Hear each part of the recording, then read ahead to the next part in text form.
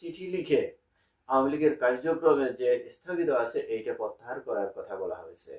এবং এই ঢাকা বাড়ির আওয়ামী লীগের যারা সমর্থিত তারা মিছিল করছে, এবং সেই মিছিলে দেখা যাচ্ছে হাজার হাজার মানুষ আছে, হাজার হাজার আইনজীবী আছে এবং ওপেনে মিছিল করছে।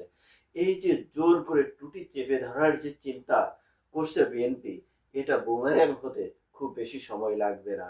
কারণ মাত্র 2 মাস সরকারের কথা ছিল, সরকারের নির্বাচনের আগে যেভাবে উদারনীতির কথা বারবার বলে আসছে, ঠিক তার উল্টাটা এখন দেখছি। উদারনীতি নয়, কৃচ্ছতায় ভরা আছে, সততায় ভরা রয়েছে তাদের চিন্তা চেতনায়।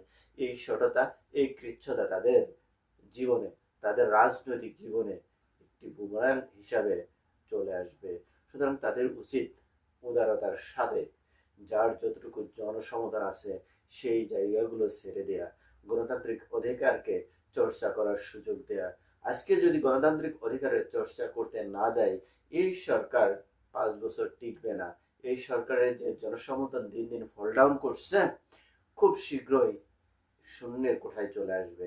তাদের উচিত হবে গণতান্ত্রিক অধিকার প্রত্যেকটা মানুষকে, এই গণতান্ত্রিক অধিকারটা দিয়ে দেওয়া। কারণ গণতান্ত্রিক অধিকার চেপে ধরে, টুটি চেপে ধরে কখনোই নিজের জনসমর্থনকে টিকিয়ে রাখা সম্ভব